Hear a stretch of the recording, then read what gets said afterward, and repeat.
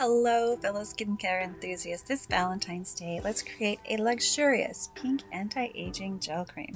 It's the perfect handmade gift. First, the water phase. Distilled water, rose water, horse chestnut hydrosol, and glycerin mixed in a beaker. Stir them gently until they're perfectly homogeneous.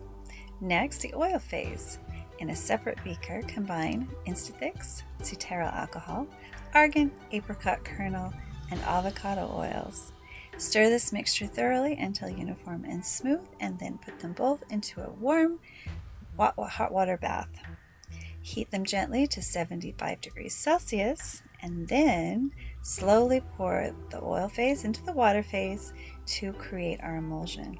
Now, with slow shear, it becomes an elegant white emulsion, and as it cools, we're going to have a perfect stable consistency. Next, after it's lower than 40 degrees, combine our phase 3 and watch the beautiful pink gel cream take its beautiful finished touch.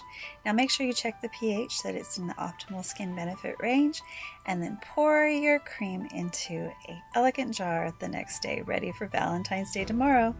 This anti-aging cream is crafted with love and a truly personalized gift this Valentine's Day. Enjoy!